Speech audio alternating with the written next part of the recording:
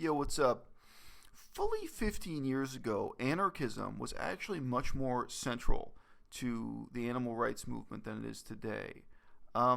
If you talk to some of the older cats involved in animal rights, they can remember a time when saving the rainforest was really a big deal in shaping ecology and the way people talked about animal rights. Whereas today, climate change is probably the main paradigm. Like today, it's mostly talking about gaseous emissions like carbon dioxide and methane and so on, and not how many square kilometers of intact forest cover there is in Brazil or Borneo or what have you. And another big shift has been the shift away from a focus on the wilderness, on wild animals, as the moral baseline, shall we say, for veganism, for animal rights of any kind, toward a focus on domesticated animals, on household pets, on the idea that basically farm animals deserve to be treated the same way household pets do, and as an unexamined assumption, that is actually a deep and profound change. Fully 15 years ago, a lot of the heat and action was centered around primitivism, which was really had its energy in the UK. There were branches of it going on in the United States also. So it was a British and American phenomenon that lasted a few years. And it had for a lightning rod a set of court cases that did get into the mainstream press, referred to as the Gandalf trials, Gandalf. And that was a clever acronym for the Green Anarchist and ALF, and Animal Liberation Front trials. Those went on in the UK.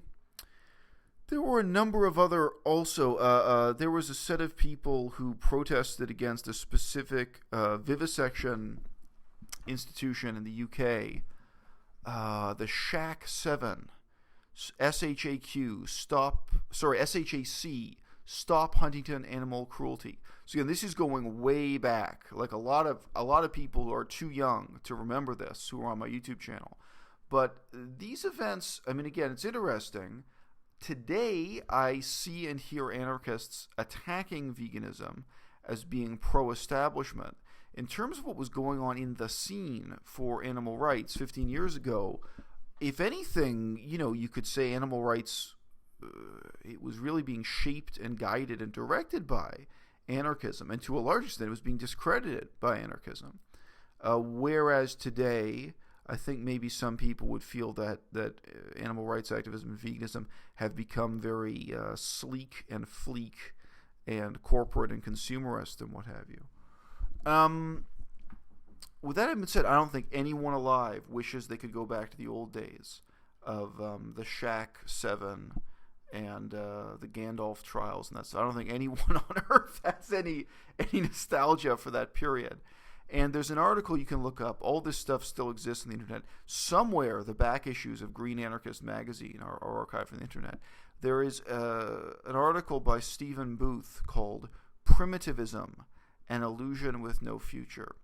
Now, this is worth talking about and thinking about, reflecting on, just in terms of how far we have come through stumbling blindly. I mean, there's absolutely no sense in which this was an intentional progression or planned change in animal rights and vegan culture. I mean, it's totally non-coordinated. I mean, this is again why I say, like, there is no movement, there is no community, and so on. It's not like you can interview someone who ever sat down with this as a strategy. But fashions and fads come and go.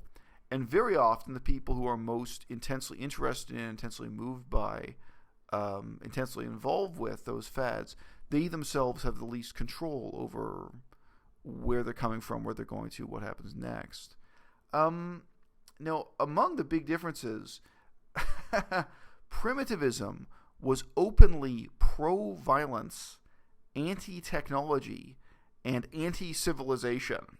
So for those of you who are too young to remember this, that is shockingly different from what's hot and fashionable in veganism and animal rights today. I mean, it's not only completely different from PETA, people with ethical treatment of animals. At that time, they were in competition with PETA. I mean, green anarchists, those primitivist thinkers, they were, presenting their solution to the problems of the world, really in direct competition with animal welfareists like PETA. And they were proposing themselves as the more radical and challenging way to engage with and solve these issues. They actually use slogans like "Smash Civilization," and I mean, again, what's interesting to note from my perspective is that whereas today we are mostly holding up an image of a California-based lifestyle, a high quality of life with a high level of self-indulgence as the new normal being proposed, that everyone can live a certain life of affluence with a certain type of exercise, physical fitness, physical beauty, and a certain kind of diet, that this can be the future for all of humanity. By contrast, the primitivists, they actually looked for their new normal in Papua New Guinea and indigenous peoples of Australia, and held up and celebrated the type of relatively brutal life that those people had prior to contact with European civilization. Now, this also comes back to the question of sustainability. Again, I mean, these things have changed so much. Simply what ideological terms we're using and what questions we're asking will shape the political answers we come to. But back in those days, 15 years ago, sustainability was really one of the hot terms at the United Nations and everywhere around the world. And ultimately, the primitivists were saying these tribal peoples, i.e. Papua New Guinea, as described by British anthropologists. I mean, none of these people had experience actually living in Papua New Guinea. These people are showing us what a truly sustainable life is like. This is what really living off the land is like. This is what living in the forest is like. And this is what we have to be idealizing and trying to work our way back to. That's the new normal we should be progressing towards. And within that, of course, they're looking at sort of the end of the domestication of animals and also the end of the domestication of human beings. So as you can imagine, this is quite a provocative package of ideological values, and it's all wrapped up with the threat of violence. It's all wrapped up with over-the-top radicalism and with the direct connections to the ALF themselves. So England's ALF, I believe they are still listed as a terrorist organization, but back in those days, they did indeed have their roots in violent action. They prided themselves on a certain kind of terrorism, and government authorities treated them accordingly. And I think it's fair to say they probably did discredit all kinds of moderate and constructive forms of activism and what have you. So equally interesting to include here is simply how the story ends, which is that it just fizzles out. I think almost all of the public interest in and sympathy for the green anarchist group, the primitivist group, was rooted in their repression. So by this I mean inasmuch as there were ongoing trials, court cases, inasmuch as people were being unfairly punished for protesting against vivisection, like Huntington animal cruelty, they had public attention and public sympathy simply because they were being unfairly persecuted by the state authorities. And when that ended, there was no basis for anyone to sympathize with this ideology or movement. So that's also a kind of interesting puzzle that's worth really thinking about. And you have to look at the process and the product and the type of participation these groups rely on. Ultimately, for their members, these groups had nothing to offer aside from the opportunity to publish articles that were really over the top, calling for, smashing the government, smashing, an end to civilization, all these, kind of slogans that were so over the top.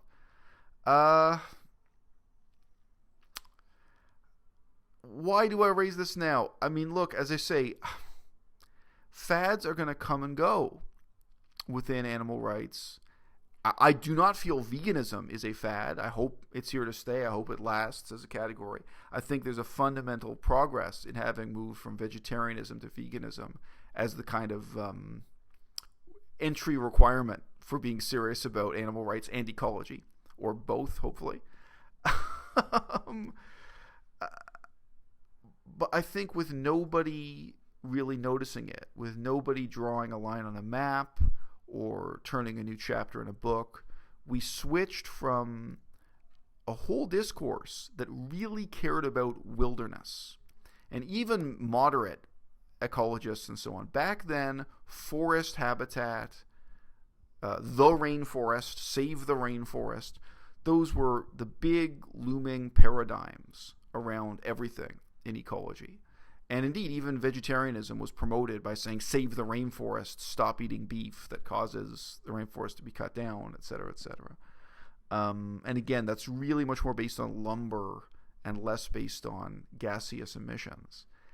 But the idea of what is the proper relationship between human beings and animals in that paradigm is actually one of fear and mistrust, and taking out a map and saying, okay, that area over there is for the elephants and tigers, and this area over here is for human beings, and fundamentally our job as human beings is to leave the animals alone, is not to hunt them to extinction, not to chop down their forests, but it is also not to domesticate them, not to use them as decorations for our carpets, not to use them as warm-blooded toy, plaything, teddy bear, not to use them to entertain our children or what have you. There was a really hard-edged element of anti-domestication that, as I say, was rooted both in a repudiation of domesticated animals and the domestication of human beings, of questioning in what ways modern Western technological civilization had domesticated us, that we had lost our edge, our vitality, and so on. Now, as I say, I don't think anyone is sincerely nostalgic for that period. I'm not. But it is interesting to look back and see how far things have shifted from the raucous, edgy, provocative, sincerely anarchistic underpinnings of animal rights in that era to the present day, when people think it is really controversial and outrageous for me to be questioning activism that is based on, bikinis, bicycles, permanent vacation, a lifestyle of self-indulgence, when I am considered edgy and provocative for, talking about, doing paperwork at City Hall as a more meaningful form of political protest, in contrast to promoting health, diet, and, as I say, what I can only describe sincerely as a kind of lifestyle of self-indulgence. So, we've come a long way. And as I say, if we're really being honest about it, we have come a long way stumbling with no particular objective and no particular sense of direction so far.